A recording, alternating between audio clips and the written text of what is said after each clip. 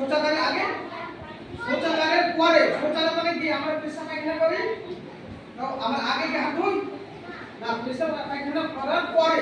আর বলছে শৌচাগারের পরে আমরা হাত ধুবো। কি দিয়ে হাত ধুবো? মাটি দিয়ে না সাবান দিয়ে? সাবান দিয়ে। তাহলে আমরা শিখলাম আবার আগে হাত ধুবো, শৌচাগারের পরে হাত ধুবো, আবার যখন খেলাধুলা করবো, খেলাধুলা করে আসার পরে আমরা সাবান দিয়ে হাত ধুবো। আবার কি হয়, খাবারকে আমরা হাত ধুচ্ছি, খাবার করে হাত ধুবো কি ধুবো না? খাবার করে ধুতে হবে, এখন খাবার হাতে আমাদের অনেক সাবান লেগে থাকে, তাই খাবারটাকে আমরা সাবান দিয়ে ধুয়ে ফেলবো।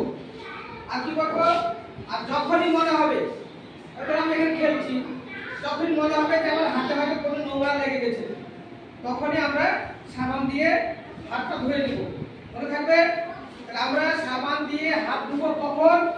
খাবার আগে, খাবার পরে, শৌচাগারের পরে, বা হাতে যখন ময়লা লেগে যাবে তখন আমরা সাবান দিয়ে হাত ধুবো।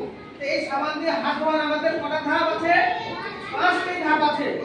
সেই 5টা ধাপ তোমরা জানো? শিখিয়ে দেবো আমি। প্রথমে এই যে প্রথমে হাত দুটোকে পরিষ্কার জলে এখান থেকে আমরা ভিজিয়ে দেবো।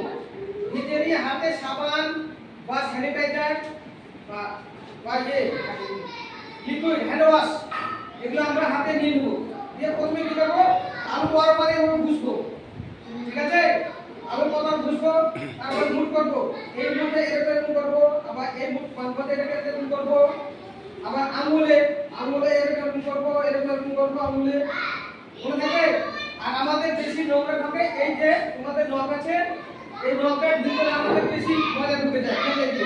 তখন আমরা কি করবো, সাবান নিয়ে এই যে নখটাকে এরকম করবো, করে এরকম নখ ঘুষাবো। তাহলে কি হবে, নখের ভিতরটা পরিষ্কার হয়ে যাবে।